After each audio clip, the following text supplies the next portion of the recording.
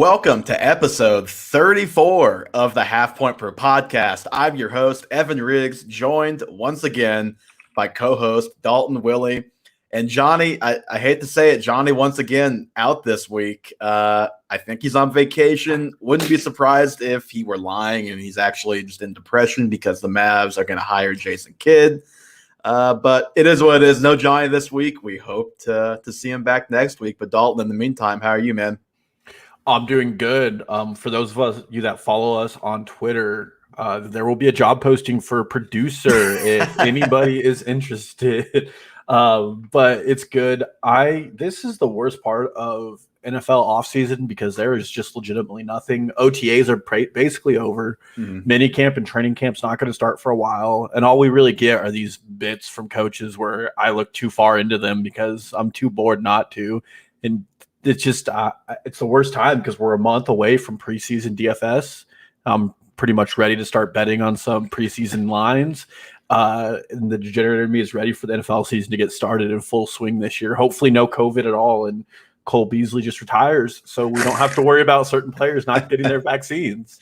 Well, like I told you earlier this week, you mentioned this being like pretty much the worst time of the year. I think we're going to start a spreadsheet with all of the crazy things coaches say they get turned in the Roto World blurbs. And, most of the time through no fault of Roto World, they're just saying what the coaches say. Sometimes it's a little exaggerated, but I'm just going to keep track of some of the more ridiculous ones on a spreadsheet. I think I'm going to start that little project in the next couple days. And then after the season, we're going to go revisit and see what the hit rate is on some of those bold things that coaches like to throw out there this time of year. Yeah, David Montgomery is going to improve his rushing was a Roto World blurb. Like, that's great. I'm really happy that you reported on that one. Yeah. There's just a lot of nonsense out there this time of year. So we will hope to bring you some non-nonsense in this podcast with NFC preview today. If you're watching on YouTube, thank you. Half Point Per Pod. Search that on YouTube. Half Point Per Podcast, I should say, and you will find us. But if not, if you're listening on the podcast, we obviously appreciate that as well. And yeah, Dalton, NFC preview. And I think what we decided for the format is we're just going to each go through and kind of give a take on each of these teams. Some of them shorter than others because we've already discussed them. And as we've said, kind of a dead time right now. So it's hard not to regurgitate some opinions. But anything else you want to add before we kind of jump in here? No, I mean, I think here it's just going to be a take on the team fantasy wise. Some teams have more interesting takes, and there are just some teams that are cookie cutter, copy and paste. We talked about it last year. The Saints, there's 3 good guys on them last year. Packers last year was Aaron Jones, Devontae Adams, and Aaron Rodgers, and that's really all you got to talk about. So some teams are more intriguing than others, and I think we'll dive deeper into the more fun teams to talk about. Yeah, and you know what? We talked about this too. We're going to hold ourselves to a time limit. So 4 minutes on the clock for each of these teams, maybe a little over, a little under, depending on the team. And 4 minutes starting right now. The first team on the clock, the Dallas Cowboys, one that we've talked about plenty.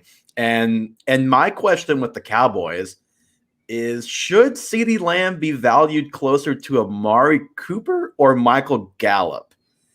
And I say that, should he be moved up rankings or start being moved down rankings? For reference, I have Cooper 14, Lamb 18, and Gallup 45.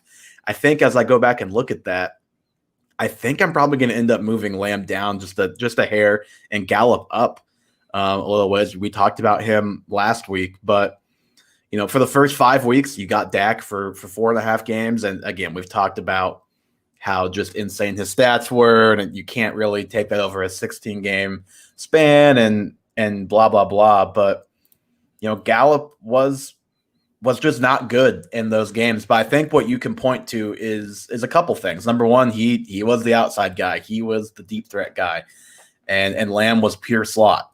Well, when you have Tyron Smith, a very good tackle who only plays in 2 of those 5 games, and then Collins, who had an 86 PFF grade at the other tackle spot, not play a single game last season. And obviously none of those first 5. Cowboys offensive line was 27th in PFF's final rankings.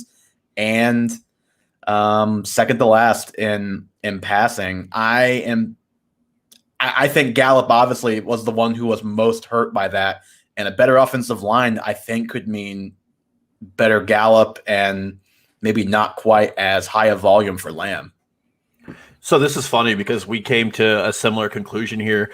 But my question too was, are we undervaluing Michael Gallup? Mm-hmm. And I talked about him a lot last week. He's off the charts as a athlete. He's a really, really good football player, and any other team would be lucky to have him, even as a wide receiver one in some situations. Mm-hmm. Some fun stats, some stats that I think are a little stickier for those 5 games where Dak Prescott was healthy, or 4.5. Dallas ranked first in situational neutral pace pass rate, outbeating the Bills, who passed the ball a lot last season. Mm-hmm. I think that's something that's going to continue. The Dallas Cowboys are going to pass. I mean, they added a linebacker and about nothing else to that defense. It's still going to be a mess.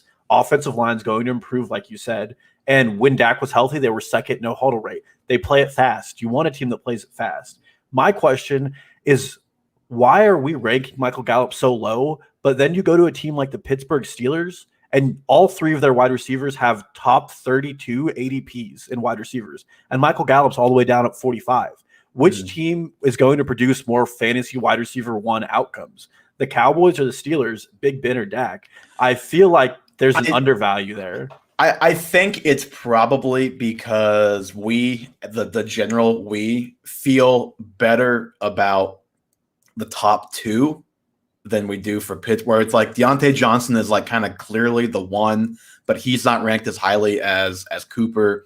And then you go on down the list, there's not much of a gap. Like, it could be any of those Steelers guys kind of any given week. And so I think it's just kind of people, including, maybe me, throwing their hands up in the air, kind of not knowing what to do with them. I agree. I also think the fantasy community is discounting Amari Cooper for how good he really is. I understand CeeDee Lamb is very good, but Amari Cooper has 6 of 7 seasons over 1,000 yards, which we throw our hands up in the air for Mike Evans every year about that. And the only reason that Amari doesn't have 7 is injury and Derek Carr, which are just 2 things you can't beat. I really do think that the Dallas Cowboys offense can sustain, 3 top 32 wide receivers. And I think Michael Gallup is the clear value in this whole situation. Perfect. That's exactly 4 minutes. Nailed that. Probably not going to be nearly as good on the other 15 teams, but another 4 minutes on the clock for the Philadelphia Eagles. Dalton, do you want to lead us off with your Eagles take here? Yeah, just following on another post-hype candidate here. I want to know if Jalen Reagor is a post-hype buy low candidate. Mm-hmm. So he only had 3 full games with Hurts last season because Sudfeld played in that infamous second half of that game. In those 3 games, he had 4 targets, 8 targets, and 7 targets. First game, not a lot to say about. Other 2 games, pretty good target share. He's over 20% in 2 of them. And he didn't really produce a fantasy stat line, but Jalen Reagor was a really, really clear fantasy value to a lot of people at the start of last season. Mm-hmm. And the only thing that's changed is the quarterback play, and Devonta Smith has arrived. But I feel like at this point, especially with their talk of him moving into the slot, there is some value to be had with Jalen Reagor, and he is going so low in drafts right now. He's almost a free take. Mm-hmm. I don't know what your thoughts are on him. My biggest concern is that Jalen Hurts might just be bad at passing the football. Yeah, I think the Hurts concern just combined with, I really don't see like a non-injury world where he is anything more than the 3rd guy there. But again, for the value, I think that's perfectly fine.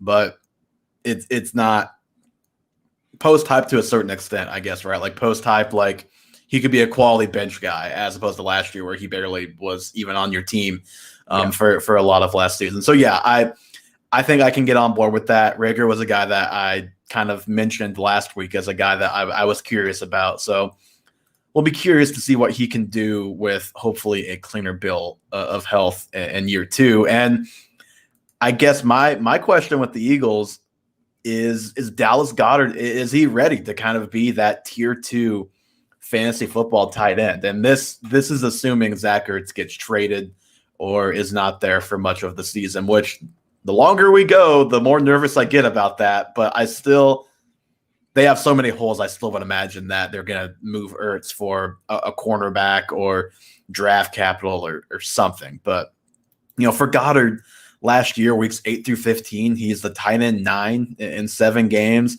He's the tight end 8 in points per game because he missed a game in that stretch. Obviously finished the year as the tight end 19, so it's hard to he didn't have the production of a guy you'd look at and think, oh yeah, that's a top 8 tight end, no doubt this year. But it's not like the hype on him. It's not like it's just now starting. Like back clear in 2019, I went back and found this. The Philly Inquirer had a column that was basically openly wondering if Goddard was the best tight end on that team with Ertz there.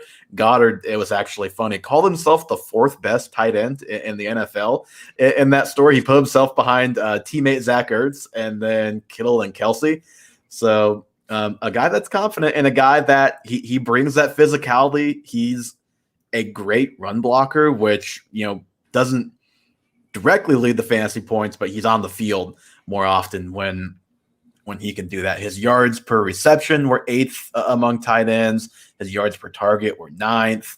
He just has that explosive gear that not a ton of tight ends in the NFL have. And his catch rate last year went from 75% to 72%, or 74% to 72%, but his ADOT went up by almost 3 yards. So I just think that shows you that he can be an efficient, explosive player, and he's probably going to have to be because the volume, even without Ertz, I don't think is going to be great. Dalton, do you have any thoughts on Goddard?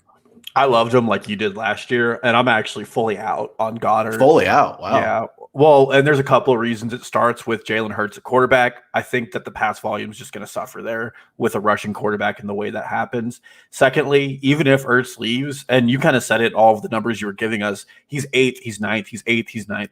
I don't think Dallas Goedert is the athletic playmaking tight end we really hoped he would be. And in part for that, it's because it's hard to play tight end in the NFL. There's so many requirements to it.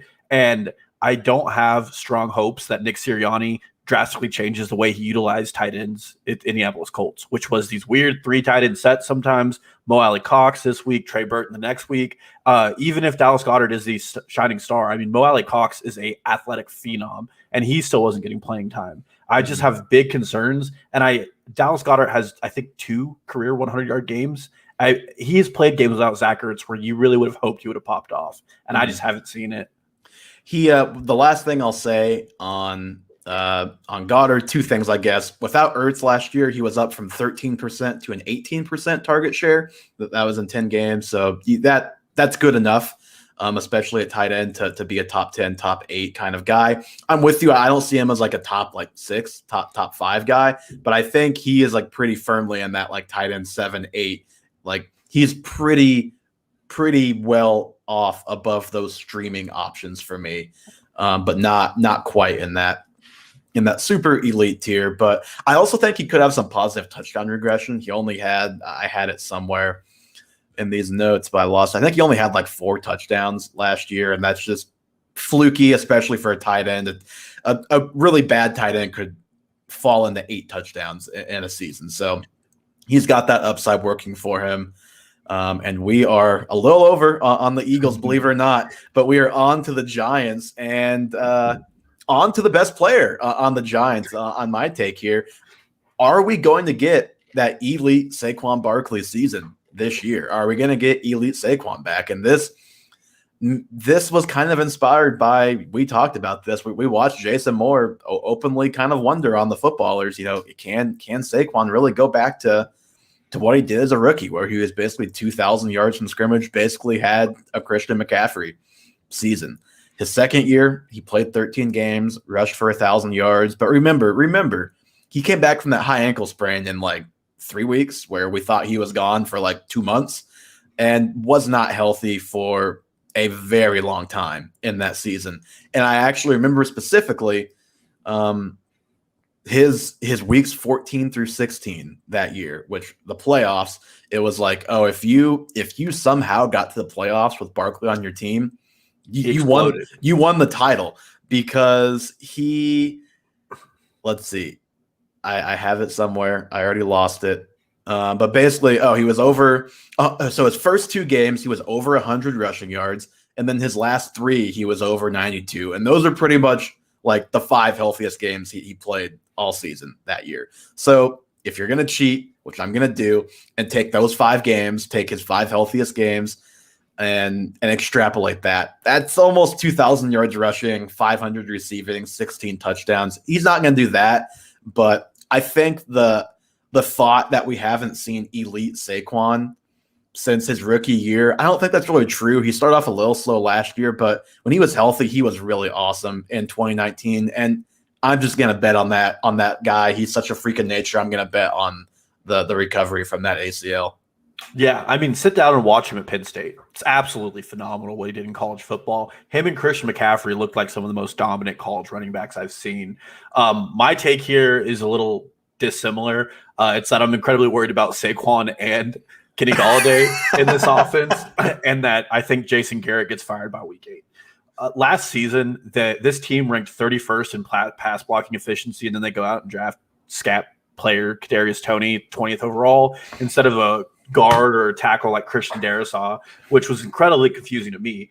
But defensive end, which was probably actually their number one need. Absolutely. And then we go to Jason Garrett's play calling tendencies last season, and then what they extend across when he was at the Cowboys. He does not do movement at the line of scrimmage. Last season, the New York Giants ranked 30th in the NFL. We know that moving the players around the line of scrimmage is a good way to get guys open and get good catches. And then he was ranked 31st in play action. I mean, play action turned Ryan Tannehill into a bench rider, into a quarterback that looked good in the NFL. Jason Garrett doesn't do either of those. And that just hurts the value of those players. And then to add to it, they averaged 3.4 yards on passes behind the line of scrimmage last season. Everything that this offense does, it does ineptly. Jason Garrett largely, satisfied his career last season or in Dallas through Tony Romo, and Daniel Jones is no Tony Romo. And so I'm just really worried about Jason Garrett not utilizing his guys effectively. The only 2 guys I will take in that offense in a draft are Saquon and Golladay. That's because I'm betting on skill over ineffectual play calling. But there are going to be weeks where I bet both those guys, it's going to be incredibly frustrating to watch, where for some reason Kadarius Toney is running a wheel route out of the backfield and Saquon's on the bench on a 3rd and 8. Or Kenny Golladay is just running end zone fades at the 5-yard line instead of an efficient slant. So that's my concern here. And it's just tough because there are 2 very, very good fantasy players on this team. Yeah, I think with Golladay, that is a little valid. I'd have to really sit back and think about that more. But Golladay, even I know Stafford's good, but just overall the situation in Detroit, mostly not good, and he mostly was good. So I think he can clearly can overcome bad coaching and a bad offense. We'll see if he can overcome a bad quarterback as well. And with Saquon, I just think as long as that guy's healthy and as long as he's getting the volume, I just think he's so good that he can do more than overcome that situation. Plus, you're already getting him at a discount by him. If he's not a top 3 pick, he's a discount in any draft, which I think a lot of drafts he's in that he's going probably behind McCaffrey, Cook, and then maybe even Kamara too in a lot of cases. Yeah, and if he plays 16 games, he probably hits value every time. Mm-hmm. Okay, the Washington football team. And in the news today with a useless Roto World blurb, Antonio Gibson.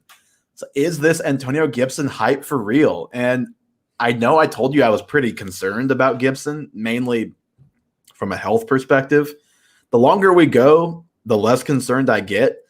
Although he did say the toe is still definitely something to monitor, and he needs to stay up on treatment to make sure nothing goes south. So still sounds like a lingering issue. But if we're just talking football, I buy that he is a much better player from last year, because I buy that a lot of rookies who saw significant time are going to be much better this year. We've talked about ad nauseum how difficult it must have been for those guys to come in the COVID year with almost no prep and play, but especially a guy like Gibson, where he was basically a wide receiver in college. Like, he played running back full time the first time in his life in the NFL.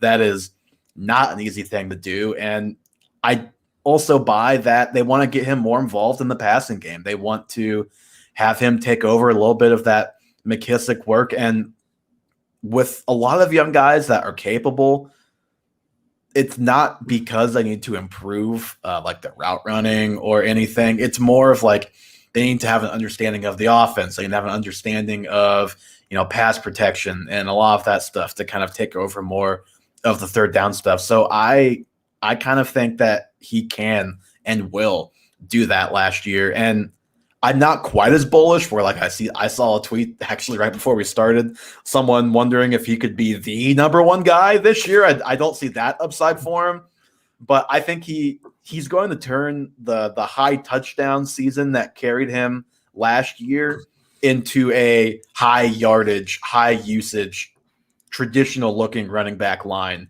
for him this year and be, I think, pretty firmly a top 12 guy.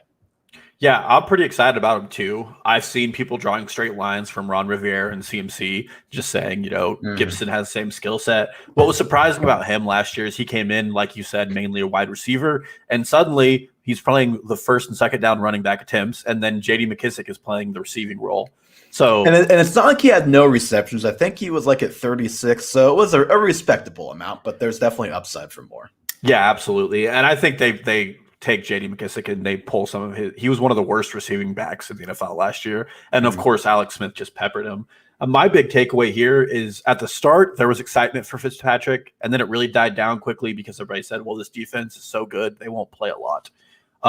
Last season, with worse quarterback play than Fitzpatrick, the Redskins averaged 65.7 snaps per game, which was 8th most in the NFL. Obviously, more plays, more points. It's pretty simple, straight line you can draw in fantasy. And I think with Fitzpatrick, you're going to get more plays on the field. I mean, their defense is going to be stifling. They're probably going to have a lot of 3 and outs with Chase Young and the way they look. And so you're just going to get a lot of offensive opportunity and reps, which makes me more excited for the top playmakers, mainly Terry McLaurin, Antonio Gibson. And then I know Evan really loves Diamond Brown. more as a dynasty guy than season long, but yeah. But last year with the quarterback carousel they had, Ron Rivera had a top 10 pass rate in the NFL. There's no way that doesn't continue with Fitzpatrick, who is definitely better than everybody who came on the field for them last year. So I'm optimistic about it.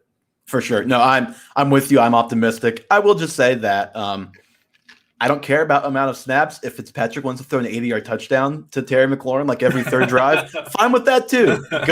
Good however it comes. But on to the Chicago Bears with a much more exciting quarterback in Justin Fields. But I'm curious, Dalton, what your takeaway is from the Bears, because they were the toughest one for me to figure out what I wanted to talk about.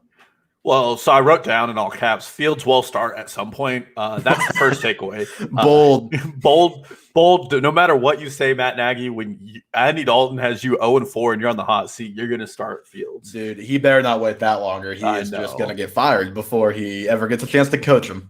But my takeaway is Darnell Mooney is just a value right now. And in part because at one point Fields is going to start. I think the offense gets leaps and bounds better. But secondly, in 9 games where he started in 2 wide receiver sets last year, he had 98 targets in those 9 games. I mean, that's almost 10 targets a game. That is incredibly efficient. At the end of the season, he had 61 catches for 631 yards and 4 touchdowns and only 2 drops. He's a good down the field speedster. Justin Fields is one of the most accurate intermediate passers, only behind Trevor Lawrence, who's a generational talent in college. Didn't Mooney also? I think he was number 1 among rookie wide receivers in missed tackles forced too. He was, and he's up there with like Tyreek Hill and AJ Brown and guys who forced missed tackles. And he finished last season as the wide receiver 52, and he's going as the wide receiver 60. So he's already beaten his ADP, and I'm telling you right now, Mitch Trubisky and Nick Foles are not as good as Justin Fields, and there's just too much excitement that I just don't see why you don't take him in the 13th round of drafts where he's going. So it's funny. My take is like almost the exact opposite of yours, but I agree with what you're saying, especially like at that value. I think his value, he's going to be a guy who I think is actually going to rise quite a bit because he's just a good player. He's gonna have a lot of buzz, I think, in 2 months. So, but my takeaway from the Bears is I don't think I'm taking any of their ancillary guys this year in redraft. Now, if Mooney is a great value, he's a great value. But if I'm taking him in 2 months, let's say he's the wide receiver 40 or like 42. I don't want him to be like a borderline starter or like my first bench guy on my team. And it's absolutely nothing against him. I don't know if you listened to the podcast, but JJ Zacharyson did a whole thing on rookie quarterbacks and sustaining 2 guys. And basically, I don't have the exact stat, but since 2001, there's been 29 rookie quarterbacks. Like, I don't remember what the baseline was, but like start a certain amount of games, attempt a certain amount of passes in their first season. And basically, there's almost never 2 relevant pass catchers. I think only 3 times out of that 29, you've had 2 guys like inside the top 40. And I just think you're competing with Allen Robinson. Who's got 150 plus targets 2 straight years. Yeah. And for me, it's less about just the fact that he's a rookie. If he were a second-year guy, I don't know how differently I'd feel. Well, it depends on how good he is, obviously. But it's also a lot about Allen Robinson, who's just he's gonna have the volume. He's that guy. So like guys like Mooney, Cole Kmet, I just don't think the passing volume, especially when Fields does take over, is going to be super high in that offense. I think they're gonna baby him. I think they're gonna run a lot of read option, run a lot of one read type of stuff. And if you're running one read type of stuff, like Allen Robinson is kind of the read that you want to go to more often than not. So I think he and Kmet and even Tariq Cohen in the passing game a little bit are going to have a volume problem this year. And I also just think that Fields, his one kind of knock, and it's only a knock because we haven't seen him have to do it. I think we talked about that on the draft show. He hasn't really proven he's more than a one-read guy yet. So you just kind of wonder about the ancillary weapons when you have a rookie quarterback who, again, I just think the volume, they're going to try and really help him out, have training wheels on as long as possible. And just Allen Robinson is just so good. I think he's going to be kind of the guy that you want in that passing game, and that's it this year. For future years, I am a Mooney fan for sure. Yep, I don't disagree with any of that. I just think where he's at right now, I think last year he was still in an ancillary role and still got a pretty good usage, but I don't disagree with that. If he rises in ADP, I'm less likely to take him, but I would call that. Yep, for sure. So the Lions, not a very interesting team, but one specifically interesting player in DeAndre Swift, in my opinion. And my question to you, that I am going to answer in your place, is can the Lions finally have a 1,000-yard rusher? If I tell you their last 1,000-yard rusher was in 2013, do you have any guess as to who that would be? I know the answer, so you can throw one out, I'll tell you. But I don't even want to try. Reggie Bush, and he was only over by like 6 yards, so just barely.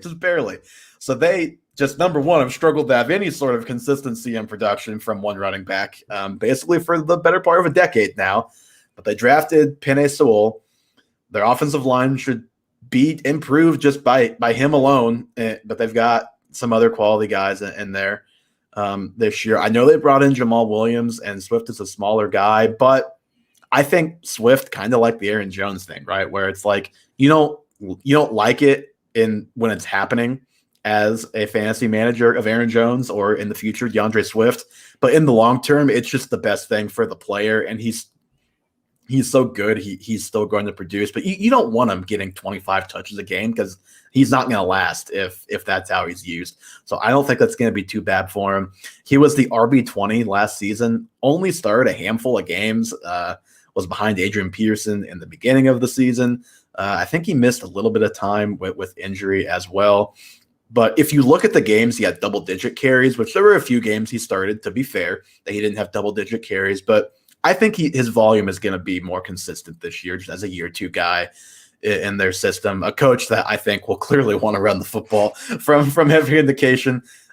His 16-game pace was almost 1,150 yards. Don't think he's going to quite get there, but I do actually think he is going to be 1,000-yard guy this year, and Jamal Williams will take a bite more out of the goal line work and the passing game work than the pure running work.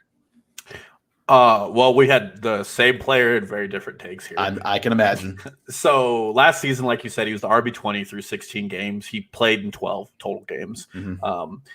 First of all, one thing that concerns me is he had 10 touchdowns, and we talk about Gibson having a really big touchdown total. Swift had it on a lower snap percent and a lower games played. Yep, for sure. My second concern is his target share repeatable? With Matt Stafford last season, he had 57 targets. The highest target share Jared Goff ever gave a running back was Todd Gurley. He gave him 81 one season. Yeah, and I think, just like I said, with the addition of Jamal Williams, I think that'll go down. I'm just betting on the running volume improving, and clearly I don't think you are. No, and for a couple reasons. I think their defense is going to be bad. I think that the Lions are going to be in negative game script situations. I think Anthony Lynn, as a play caller, does not effectively utilize players at their best skills. I've talked about him a lot on this podcast. I think the Jamal Williams, who's a better pass catcher, DeAndre Swift or Aaron Jones? I guess I'd say Aaron Jones, but DeAndre Swift isn't too bad. Yeah, and Jamal Williams was getting, he was catching passes above Aaron Jones sometimes. Yeah, it's going to happen for sure. And I know we can say 1-to-1, Aaron Jones did a lot with, a lower volume. The issue is Aaron Jones did it with Aaron Rodgers, and Jamal Williams and DeAndre Swift are going to be doing it with Jared Goff and a worse coaching staff. So my concerns aren't on the skill at all. I really think this is ineffectual coaching. And then further down the drain, I just don't like where he's being drafted in the second round. He's being drafted around guys like Joe Mixon and CEH who just have a way clearer path to success. I would love Jamal Williams, and his ADP is falling closer in the 3-4 turn where that RB dead zone is. Yeah, DeAndre Swift, you mean? Swift? Yes. But I don't like him in the second round at that turn of the 2-3 where a lot of people are taking him. Yeah, no. Let's go, Anthony Lynn. Hop on the hype train. let's get my guy 1,000 yards. The Packers, a team that we can stay pretty sure on this. I'll start the timer, as you can see right here. We better not make it through 4 minutes on the Packers. Aaron Rodgers, is he going to be there? I wrote down, that's it. That's it. But I was like, okay, I have to have something. But it's really too early to talk about any of the real key guys with the Rodgers thing still up in the air. How can you really have a take on Aaron Jones and Devontae Adams other than they should be great if he's there? If he's not, we don't know. Just for a moment, though, I'm going to assume Rodgers is back. And if he is, the wide receiver 2 position, always a valuable position on Green Bay, has produced, obviously, some huge seasons. But even lately, those guys are always like, the third waiver guy on any given five-man list. Every other week, one of them, will pop off. Alan Lazard had some very productive games last year, but I think Amari Rodgers is the guy that I want if I'm picking between those two. If Aaron Rodgers is his quarterback, you can put him in the slot. You can put him on the outside. You can even put him in the backfield, which Clemson actually did a fair amount last year. He's really versatile. He's actually known for being a really good blocker too, which again, not directly fantasy relevant, but keeps him on the field. So just that battle between he and Lazard is going to be something I will be watching, especially if Aaron Rodgers is the quarterback. I like that take. I would agree with that take. I'll keep this even shorter. Go to ESPN, read Adam Schefter's April 27th article. I do not think Aaron Rodgers plays another snap in Green Bay. And I've said this before, both Aaron Jones and Devontae Adams lived at the high end of what would be efficiency curve, and that is in large part because of a 9.1% touchdown rate from Aaron Rodgers. Mm-hmm. Jordan Love stinks. Nick Boyle was playing ahead of him last season. There is no reason to take those guys in the first and second rounds, no matter what, under any circumstances. With Brett Hundley, Devontae Adams barely managed to be the wide receiver 12 in those games, so you might be able to make an argument for him, but I think that Jordan Love is even worse. I disagree. I don't think Love is going to be worse than Hundley. Hundley was real bad, and Adams actually he wasn't like a first-round caliber guy, but he still produced somewhat. We can hopefully not, but maybe have that conversation when we actually know more about Rodgers and the Packers. But on to, I guess, the last team in this division, Minnesota Vikings. This one I went a little irrationally long on, Dalton. I'm going to let you kick it off, and then I'll try and squeeze in my point. We need a third host because I went irrationally long. So Justin Jefferson, who's I want to talk about, and okay, there's a lot that's been said about him, but I did like a 45-minute deep dive on this guy. This is from PFF, and this was a really eye-opening article. Believe it or not, Justin Jefferson has some serious positive regression potential in the touchdown department. Scoring only You know 7 why? Because touchdowns. Adam Thielen catches every touchdown inside the 5-yard line on that team. Yes. Well, Justin Jefferson got 7 touchdowns on 125 targets. Thielen got 14 on 108. A more equitable distribution would have put Jefferson closer to 20 PPR points per game last season, which would have been the wide receiver 2, behind only Devontae Adams. And in the past 15 years, only Odell Beckham and A.J. Brown have registered more than 2.5 yards per route run as rookies and run more than 20 yards per game. And then Justin Jefferson only didn't run more than 30 routes till after week 5 and still finished as like wide receiver 4. And the guy is just absolutely insane. I just don't have any concerns about him. I think at this point, he's probably going to move up my list above A.J. Brown. Kirk Cousins is a very underrated passer. I just love him. And if the age model is correct and Thielen kind of has a fall off, and if for some reason Tyler Conklin is still running over Irv Smith in some sets, then all of a sudden we're going to have ourselves a hugely productive season from Justin Jefferson. See, I have him as wide receiver 9 right now, but pretty much 4 through 9, you can just throw them in a bowl, pour it out. It could come out any order between that group. So he is definitely in that group of guys that you can definitely see wide receiver 1, like the wide receiver 1 type of upside. Because like you said, he was just so awesome last year. The touchdown stuff, I've said it before. I think Thielen, that's just kind of who he is. It's kind of who he always has been since he broke out 3-4 years ago. But 14 on that volume is still pretty extreme. Even if he is a great touchdown guy, 8 touchdowns on that volume is still really good. So, and not to say that, okay, that means 6 touchdowns and then, those go here and those go there. But again, we would probably agree that I think it's likely if Jefferson has that volume and that output, more than 7 touchdowns is more likely than not, even if touchdowns are hard to predict. Yeah. Mine is a little less relevant, but very relevant in my heart, and that is Irv Smith. And can he be, Dalton, can he be more than just a streaming tight end this year? Even though mean Mike Zimmer said earlier this month that he doesn't think Smith will have a bigger role on the team compared to the past, which I don't know how I feel about that, but hurt comes to mind.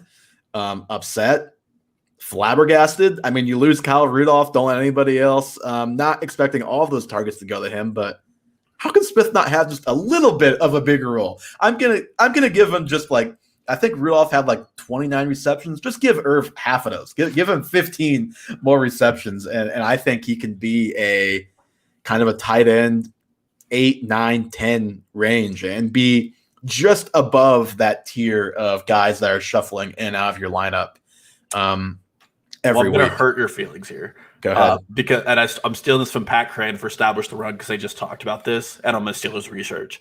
In 4 games without Kyle Rudolph last year, Tyler Conklin got 21 targets, Irv Smith got 20.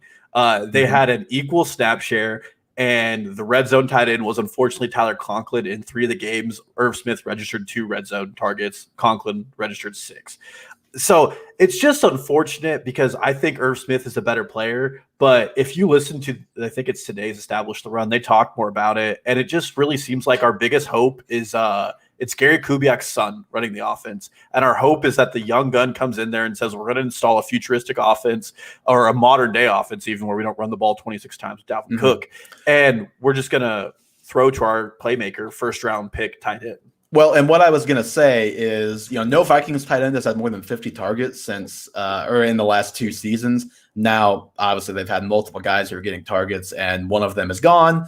But even, if you go back to 2018 and then basically the entire time Rudolph was there, he was over that. He was well over that in like the 70 to 80 range most years. So I do think targets will be there for that position. My counter to the Conklin thing would be he's 25, Irv Smith is 22. So he's just got, he's only in his 3rd year. He's very young. His 2nd year was the COVID year. So he is just another young guy who I think could take a step forward just if not a huge step forward from a fantasy production, a huge step forward just as a player, and obviously that will help him a little bit fantasy wise. I like him. I like his game. I like the upside, the athletic ability he has, and just kind of looking at his numbers last year, and like I said, kind of giving him a little bit of Rudolph's production, just a little bit, not the whole thing. I think he's got like 45 and 500 in him, and then like 7 or 8 touchdowns, which that sounds really bad, but in tight end world, that puts you at tight end. Good. That puts you at tight end 8, which is bad. I mean, Gronk was 45 for 623 and 7, and was tight end 8 last year. So if he could just do that, he can be a top 10 tight end, and I think he can. Yeah, well, with the way tight end is, it's probably better to bet on athleticism and skill than just to bet on a guy you think is going to get volume. And I do like Irv Smith in that regard. It just sucks that you're going to probably have to watch him lose snaps to another guy that you know he's better than. For sure. It's going to be frustrating. And then there will be games where if they can avoid it, or if they can do it rather, they'll throw the ball 10 times and give it to Cook 29. So it'll happen. But speaking of Gronk, on to Mr. Gronkowski and the Bucs. That is how we think of the Bucs, right? Gronk and the Bucs. And Dalton, I know my take on the Bucs was very opposite of a tweet you sent. So I want to hear yours first and see if we're going to disagree here. Mine isn't so much as a take. I know which player actually I'm planting my flag on. So Chris Godwin and Mike Evans have ADPs of 41 and 39. You're just not getting both in drafts. You're going to have to pick one. Last year, Godwin finished with 65 targets. Obviously, he missed some games. Evans finished with 70. Last year, obviously, Evans had 13 touchdowns in 16 games, and over the full 20-game span they played, he had 15. And Godwin's 16-game line was 81 catches for 172 yards and 8 touchdowns. I am a fan. And as we've talked about, Godwin left 2 games early and obviously played the whole end of the season with a fractured finger. I think that Chris Godwin is the clear value here. And my reasoning is that not only is Godwin playing in a more equitable position where yards are what is getting him points and not touchdowns, but secondly, Godwin is one of 3 wide receivers to have above a 60% catch rate on contested balls. The other 2 are Stephon Diggs and Kenny Golladay. Those guys, they're just phenomenal. And Tom Brady is very good at netting it in.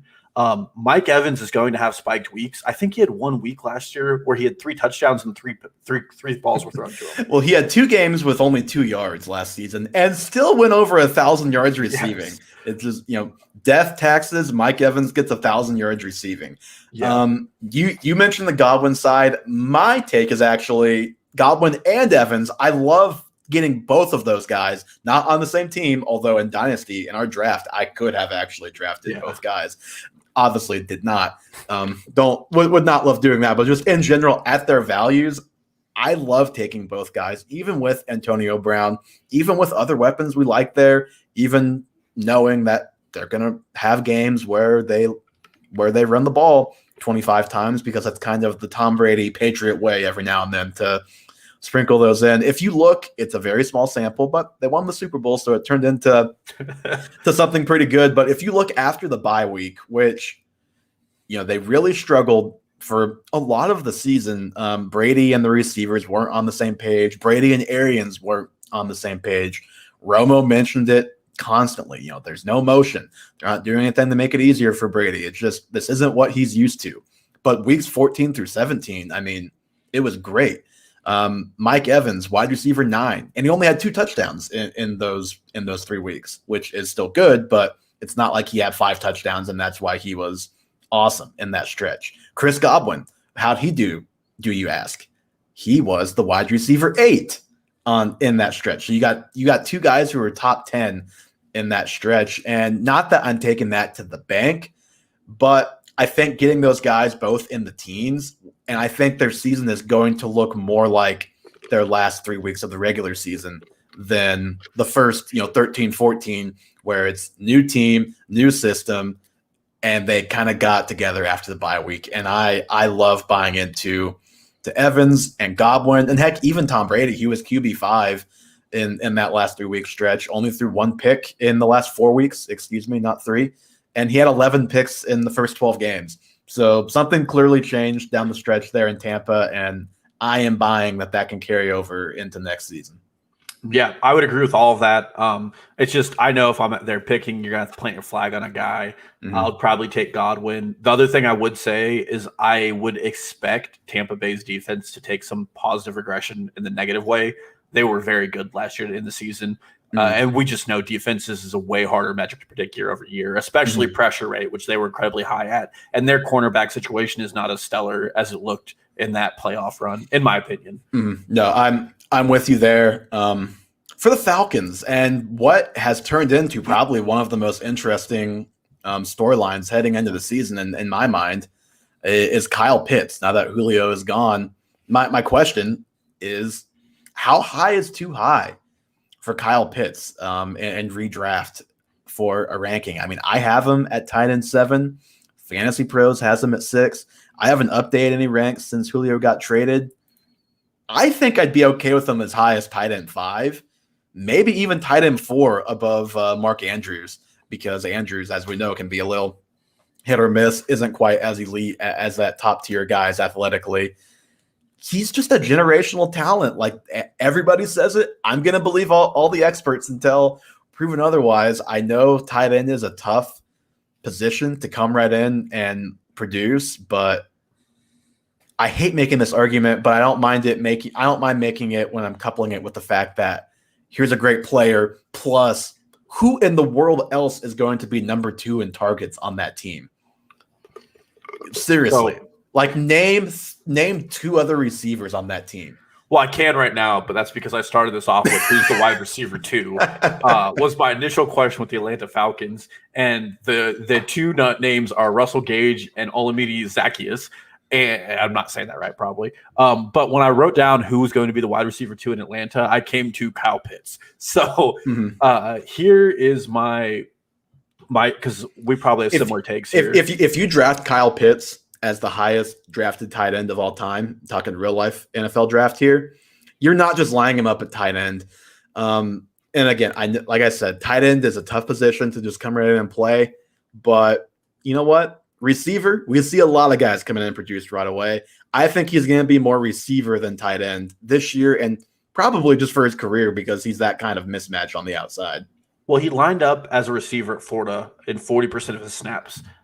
And Arthur Smith, and I've talked about him before, he's this year's Kevin Stefanski for me, is a very smart play caller. And he will put him outside because Hayden Hurst knows how to block, and Hayden Hurst can be the blocking tight end. Yep. And they don't have enough talent in the wide receiver room to run multiple wide receiver sets, which means they're going to run 2 tight end sets. Yep. Which is good for I typed out Arthur Smith, second most targeted guy, plus Arthur Smith equals top 4 potential. That's pretty much what it comes down to. Well, and then the final thing I'll say about this is Atlanta's defense is so bad. It is going to be abysmal. And for all the bad things you can say about Matt Ryan, he can throw the ball a lot. And that's going to be good for Kyle Pitts. And it's going to be good for anybody who drafts him. I would probably put him at tight end 4 if I'm redoing my rankings, above Mark Andrews and below only the big 3 in Kittle, Waller, and Kelsey. Yeah, it just feels so scary to rank a rookie tight end that high. But you know what? I think I'm right. I actually, when I started this tape, when I've originally typed down Falcons in my notes, the first thing I typed down was Kyle Pitts too high, ? And then I kind of, did some research, looking at ADP, thinking about what that situation could look like. And I just can't see myself taking, TJ Hawkinson and even maybe Mark Andrews above him at this point, given the upside. I mean, he's not going to be tight end 1 or 2 unless Kill or Kelsey gets hurt, but he's got just as much upside as Darren Waller. Like he's got that kind of upside. Well, I wrote this out. I think you should view Kyle Pitts as a wide receiver when you're drafting him, because if this was a wide receiver who went 4 overall, their ADP would be like in the 50s at the lowest because of pure volume perspective. Yeah. Well, I mean, Jamar Chase goes 3 picks later and he's going to be, a 5th round pick probably in drafts. I would guess he'll be maybe more like even a 4th round pick when we get to August. Yeah. And I mean, Kyle Pitts has Gronkin potential at dominating his position the way he's built physically. And I'm just going to bet on that guy. He's just a phenom. And the Panthers, I have a way less fun take, a positive take still, but not nearly as interesting, although it does help some of the weapons there. I kind of think Sam Darnold could have a sneaky good season in Carolina this year. You're nodding your head. Is that what you were going to say too, or do you just agree with the sentiment? It's actually exactly what I wrote down. Okay. So this podcast is just agreement central today. Yeah, I'm not saying he's gonna full heel turn his career around and be like a legit good quarterback, but I think he's gonna put up fantasy relevant games a pretty good amount, and maybe even more often than not.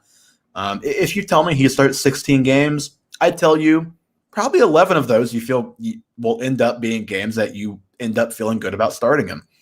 Another guy who's got the Adam Gase stink off of him, so that's first and foremost. The Panthers, I mean, you've got DJ Moore, you've got Robbie Anderson. Obviously, you've got Christian McCaffrey, and then his name escapes me, but the rookie receiver they brought in, I don't know why I can't think of his name off the top of my head. Yep, Terrence Marshall, another talented player. So he's got the best weapons he's ever had by a mile, like not even close. He's got the best system he's ever had with Joe Brady calling the plays, with Matt Rule, who I think is a very good coach. I think he's going to have a good year. I think he's an upgrade from Teddy Bridgewater for that offense. And the guy who I think is actually going to benefit the most from that is DJ Moore. DJ Moore has never caught more than 4 touchdowns in his career. It's really hard to be wide receiver 22, which he was last year, with only 4 touchdowns. I think you're going to see more big plays. Darnold take more chances. Moore is an explosive guy down the field. He just, by law of averages, should have a couple of long touchdowns. And even if the volume's not great in the red zone, we'll catch a couple of red zone touchdowns. I think I'm going to sneak more up my rankings a little bit. And then, Robbie Anderson, Marshall, I think maybe those guys might move up just a tad as well. So we had a fun game earlier where I said that the Giants were 31st in pass block, 31st in pre-snap motion, and 31st in play action. Now the 32nd team is also from New York in all 3 of those categories. And that would be the Adam Gase coached New York Jets last season. Mm-hmm. Sam Darnold could not have been in a worse situation. And I know there's like a throw where he does it like sidearm and people are like, oh, Patrick Mahomes. That's not what we're here for. What we are here for is he's going to make plenty of very bad decisions, because even if you're in a terrible system, you can still do more than what he did to maximize what was there. But go on. Absolutely. But last season, and this isn't an all-encompassing grade, but PFF graded Bridgewater and Darnold 66 overalls. Darnold just did it in a way worse system. I mean, despite all of his misgivings, he still made some plays here and there with a worse roster top to bottom and a worse coach top to bottom. That's really I'm not saying he's a top 10 quarterback. What I am saying is that he's going to be better than he was last year. And 4,000 yards and 30 touchdowns is definitely a reasonable outcome for this offense, I think. Do you want to know, this is a great example of what Darnold had at his disposal last year in New York against the Chiefs. And I only remembered this because it was against the Chiefs. Braxton Berrios, who you hear his name every now and then, even this year in New York, was their leading receiver against the Chiefs with 8 receptions. Can you guess how many yards he had on those 8 receptions? 32. He had 34 yards on 8 receptions. So you know how I know that? Frank Gore had 10 carries for 30 yards in that game and almost had a higher yards per touch. He was only 1 yard off of their leading receiver in that game. That's what Sam Darnold was dealing with last year. Yeah, and he was great at USC. I think there's a good avenue for him to become a good mid-tier pocket passing quarterback in the NFL. Yeah, basically, this is more relevant for the weapons as far as fantasy goes. But I think if he turns into a guy who you stream throughout the season, would not surprise me at all. Actually, I might be more surprised than if he doesn't end up a guy who is a nice streamer in good matchups this year.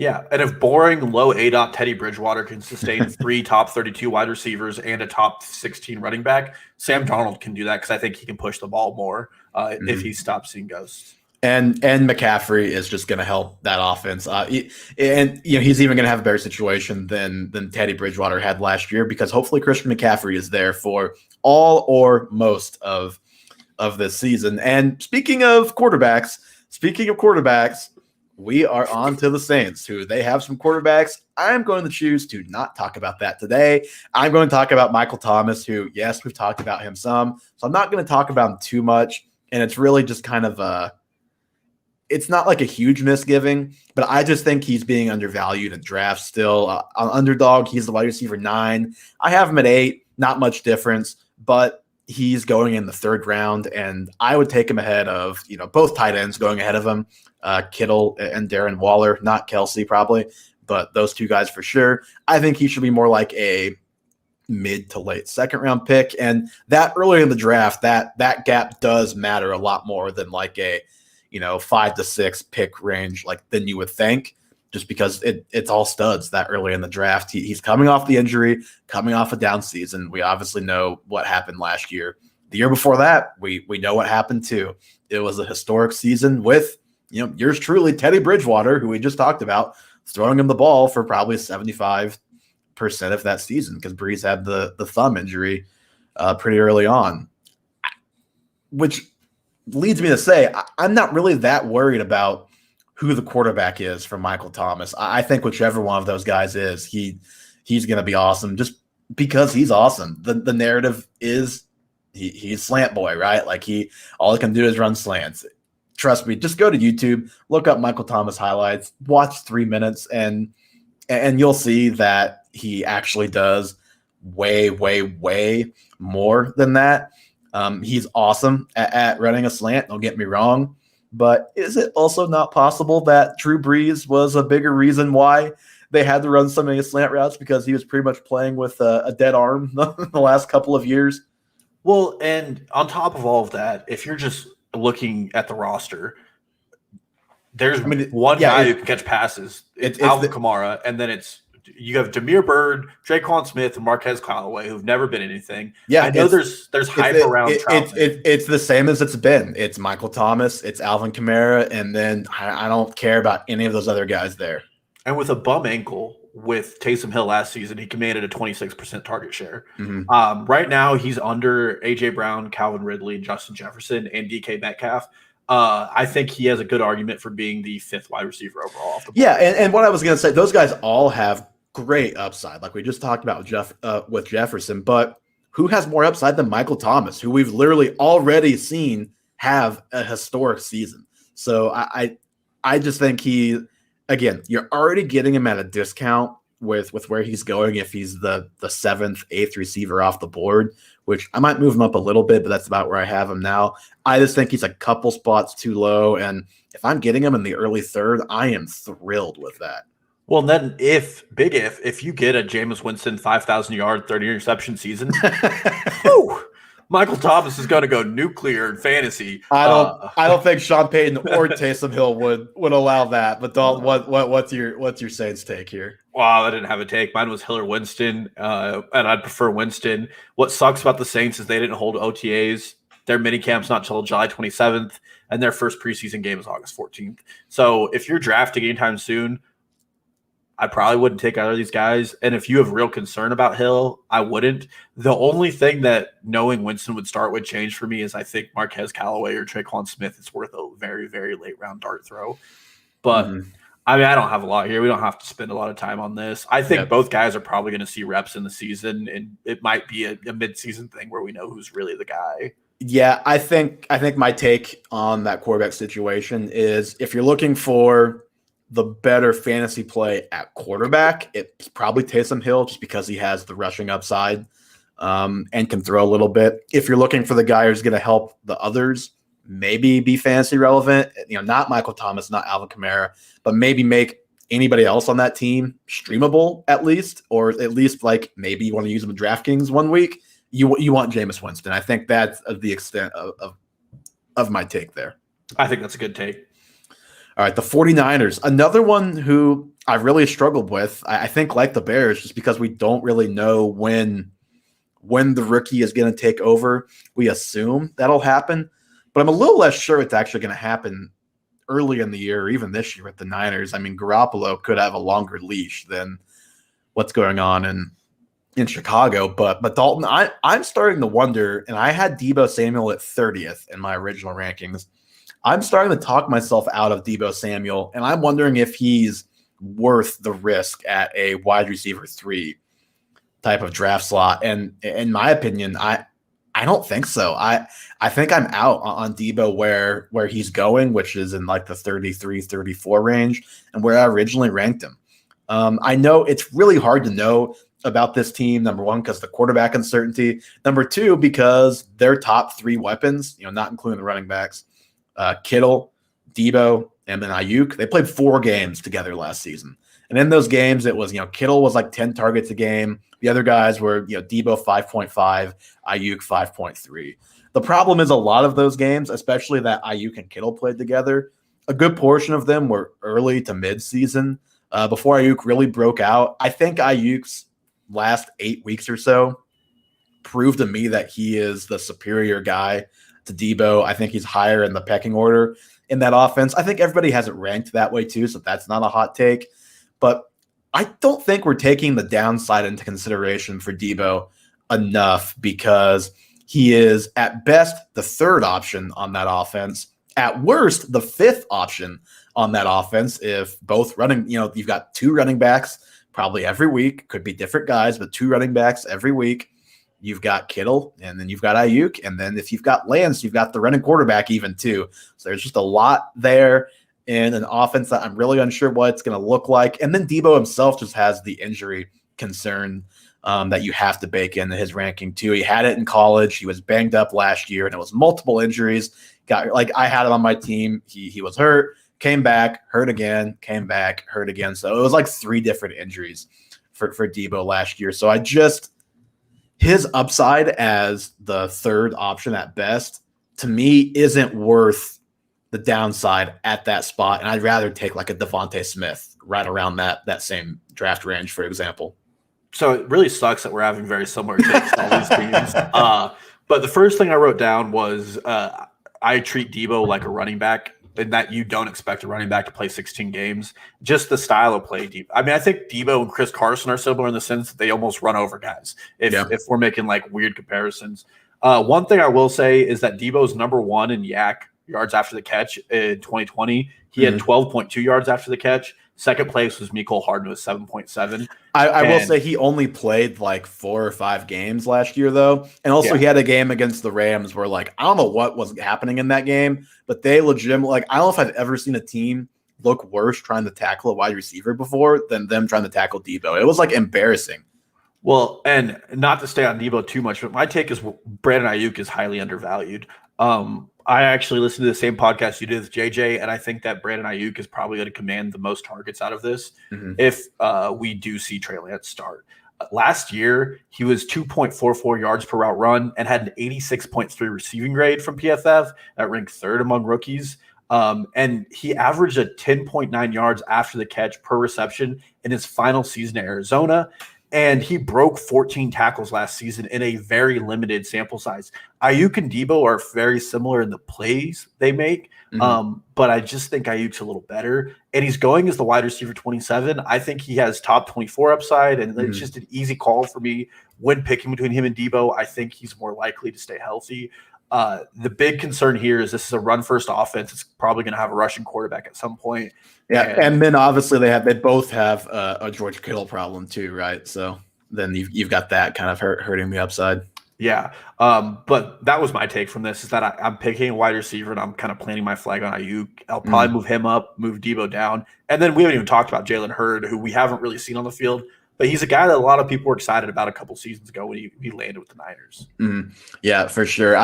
Like I said, I just think Deebo's got some downside that really isn't baked into that rank. And then the Cardinals, at least I'm not going to spend much time on them because I didn't want to talk about Kyler. I've talked about him.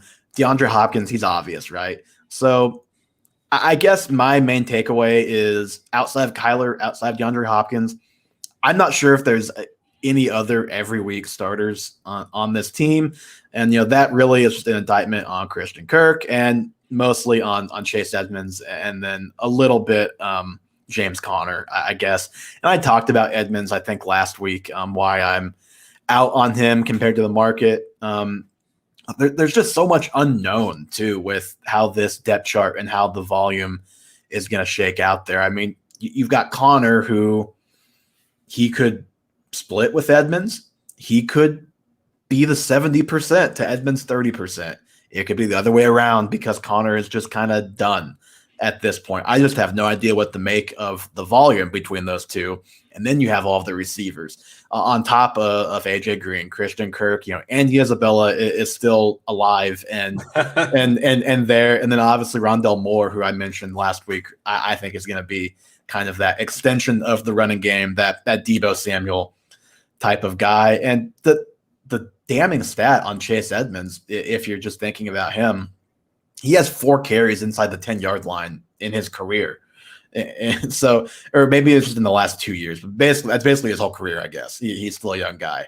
And he played multiple games as the RB1 last year. So you would just think he'd have more than that, but his combination of not being able to run between the tackles and then Kyler, and I just don't want any part of anybody else on that team besides Kyler Murray and DeAndre Hopkins. And unless I'm taking Rondell Moore as like a super late flyer. I love how you just transitioned right into my take, which was draft Rondell Moore super late. There you go. So Cliff Kingsbury, the fake sharp, as Pat Kerrane calls him, Cliff Kingsbury, runs what I like to call a horizontal offense, where for some reason everybody's running this way. For those listening, I'm going left to right instead of up to down, which is really bad for just about any NFL player because that's not what you want them to do. We've all seen the fun charts of DeAndre Hopkins running on one side of the field and running 5 yards. But that is exactly what Rondell Moore does, is he runs left to right. He had the lowest ADOT among rookies. He does that, and he squats a lot of weight. 600 pounds.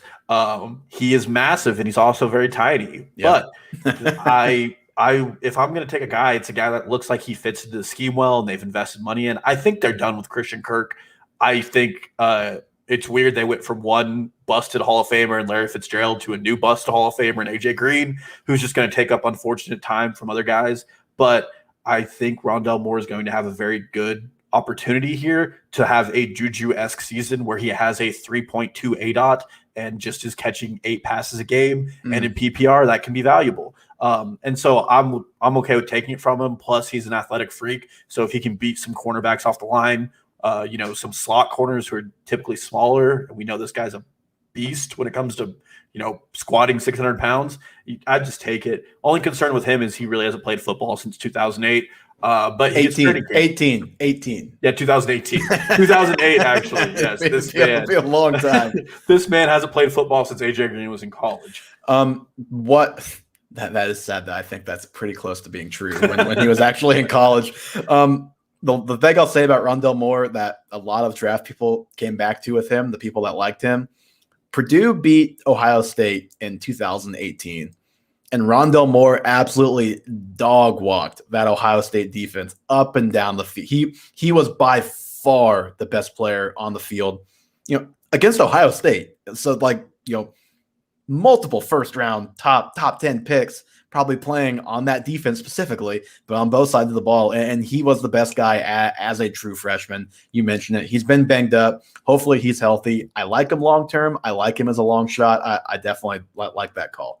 Yeah. And the last thing I'll say about him is if he had gone after his rookie season or freshman year at Purdue, he probably would have been a first-round pick, no brainer in the NFL draft. Yeah. He would have been probably a higher pick than now for sure.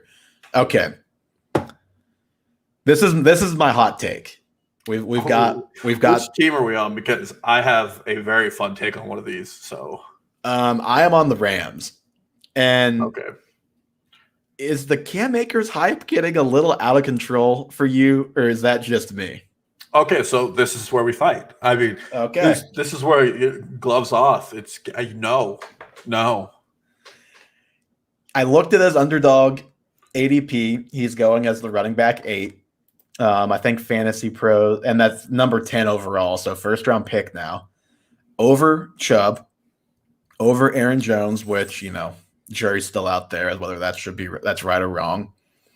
Over Stephon Diggs. And when I say he could bust if you take him that high, I don't mean like pure bust. And I don't even mean this as harshly as I did with Miles Sanders last year.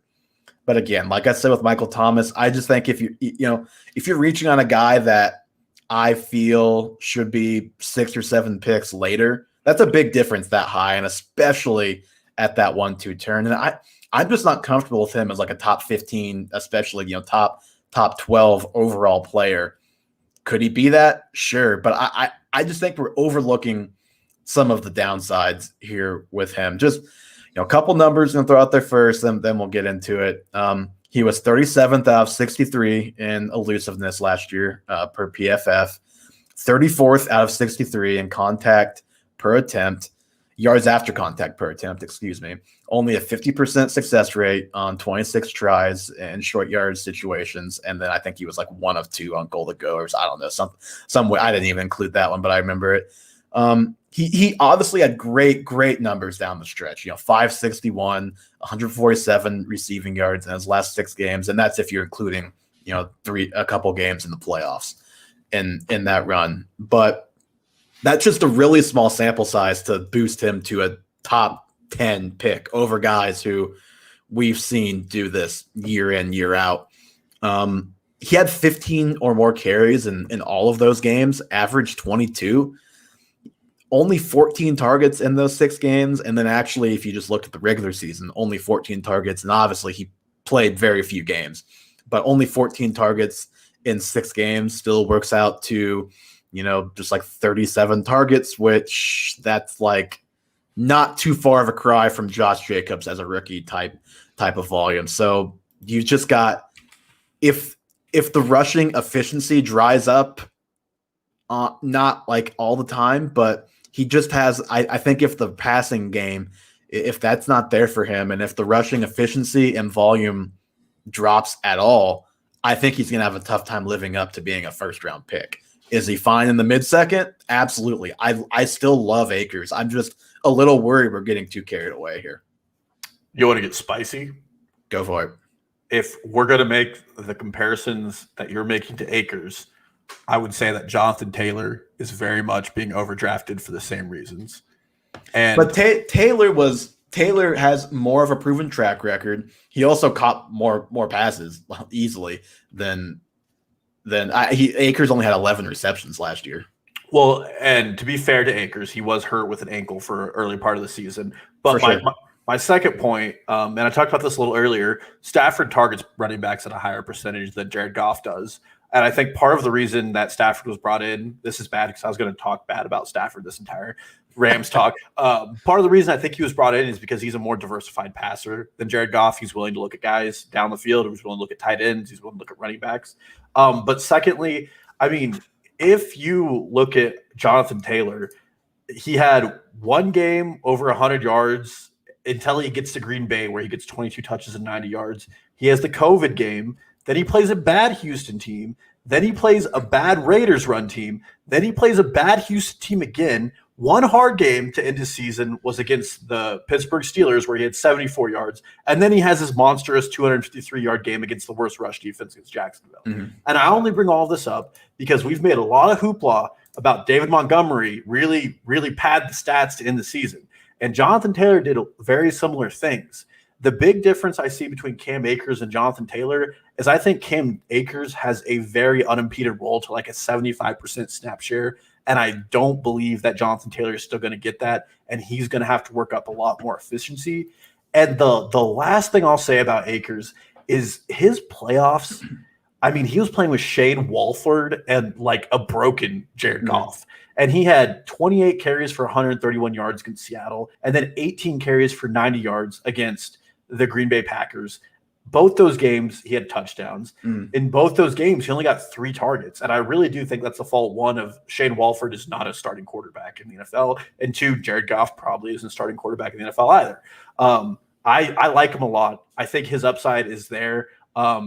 And I was actually, while you were making your take, I was going to say I would be comfortable if someone made the argument they would draft him over Jonathan Taylor, strictly out of usage. Yeah, I have more confidence in Taylor as a player, first and foremost. I think Taylor's the flat out better player. Like, if you think back to draft time last year, CEH, Cam Akers, DeAndre Swift, and J.K. Dobbins, I think Cam Akers is last on that list in a lot of draft people's eyes. And not to say that he's not a very good player, because all those guys are very good players, but I just don't think he is a cream of the crop running back, or he hasn't proven it to me yet.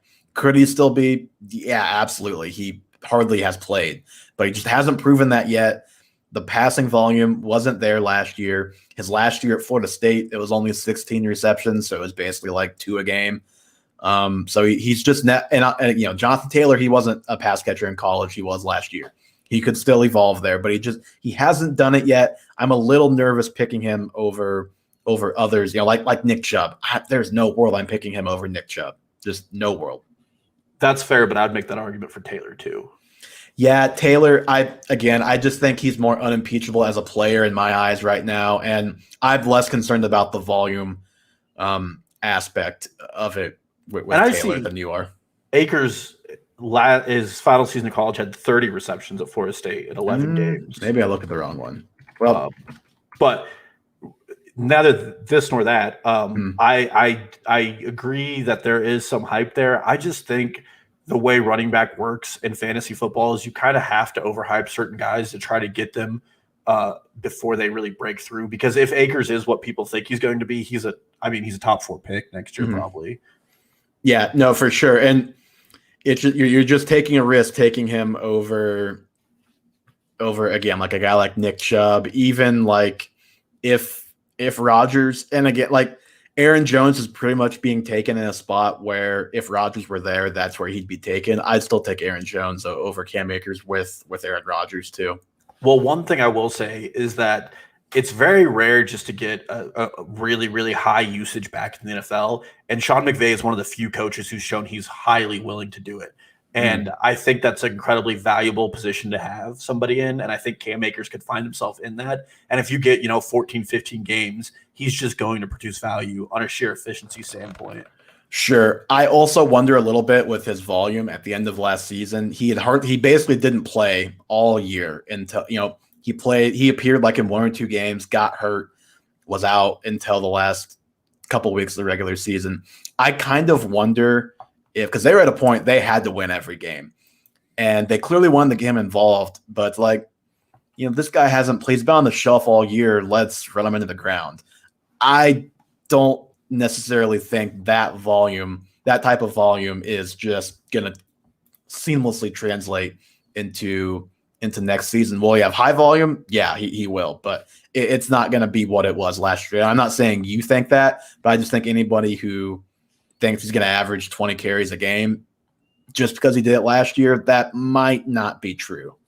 And I don't disagree with that, but I think him getting 18 to 22 touches a game is probably fair. Yeah, no, absolutely. Stat him out for. Absolutely, but that's also the case with all those guys up top, and then you just have to, everybody has their preferences, obviously, once you get from there. But unless you got anything more on the Rams, we went way over, but I figured we would with them because of my Cam Akers take. Can we go on the Seahawks, or do you have anything on Stafford you wanted to add real quick? Just stop overhyping him. He has the same MVP odds as Lamar Jackson. Yes. And I'll just give you this fun little take from USA Today.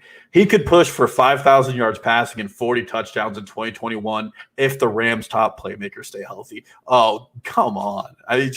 That's Patrick Mahomes-esque season. Just get out. Stop. Yeah. He could push for 5,000 yards, but it might, it'd be like, 4,500 yards and 28 touchdowns. Yeah, well, maybe in an 18-game season he gets it. I guess we'll give him that. That's true. The Seahawks, and I know you always have some hot Seahawks takes, so I will let you lead the way here. This is a new segment in this podcast called Beat Street. Because I went down the beat street on their. I'm a little concerned with the title of this segment. On their, it means I I read a lot of beat reporters.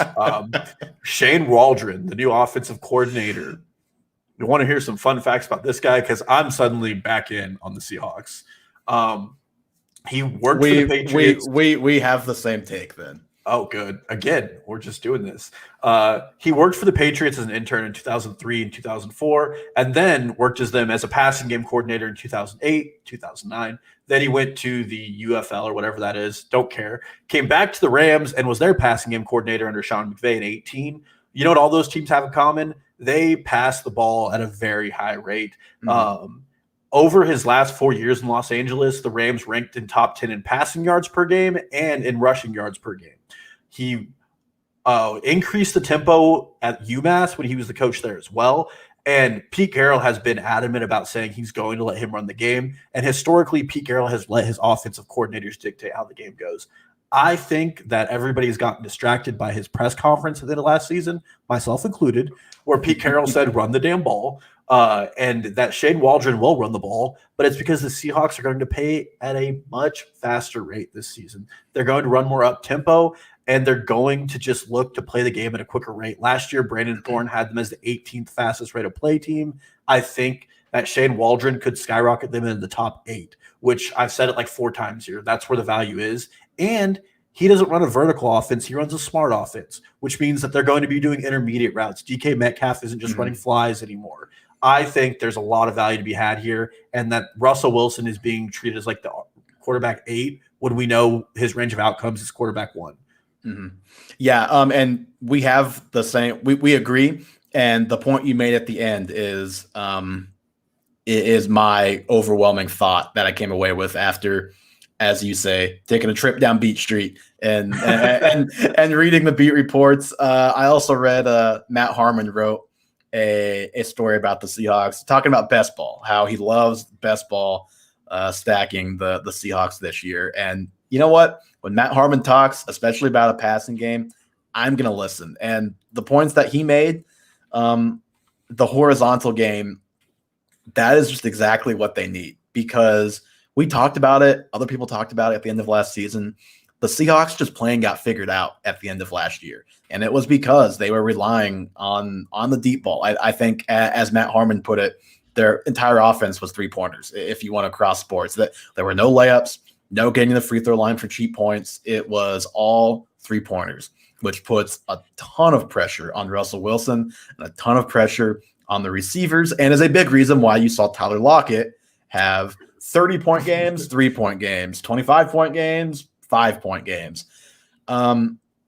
I think this is going to be kind of a best of both worlds for Pete Carroll and the Seahawks, where you've got Pete Carroll, he wants to run. Russell Wilson, he wants to pass.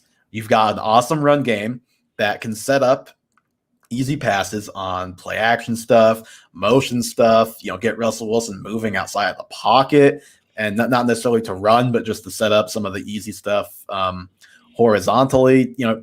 I just love the way all of that sounds for Russell Wilson, for those top 2 weapons who should both. I mean, DK has number 1 upside. Lockett has top 12 upside. And then this is actually from Matt Harmon. So last year, obviously this guy, Shane Waldron, was the passing game coordinator for the Rams. Last year, Jared Goff managed a 9.4 average yards per attempt on short, middle-of-the-field passes, and he was terrible last year. Russell Wilson was 6.9 yards per attempt on those same passes, so just non-existent.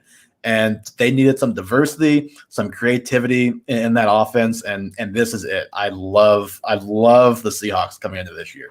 And I think what you just gave us is a Russell Wilson take disguised as a DK Metcalf take disguised as a Tyler Lockett take. Because I think Tyler Lockett, if they have a better horizontal game, his value goes up substantially. Mm-hmm. And I don't want to harp on this too much, but just to go back to Matt Stafford MVP odds, he's plus 1,400. And Russell Wilson, who was the go-ahead MVP until his offense got figured out, is plus 2,000 right now. It's just absurd. I think this could be the year he wins MVP. they're going to need to pass a lot because their defense is still not that good.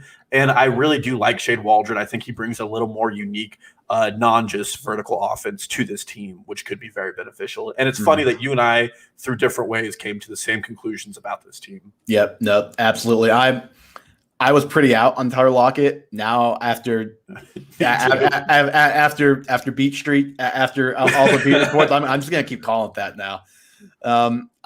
I am pretty excited for Seattle, and you know what? We'll end on a nice agreement there on what hopefully is a very successful season for the Seahawks. Dalton, anything else to add before we get out of here? Nothing. Comeback player of the year. I would take Saquon over Dak. Everything I said. That's how I'll end it.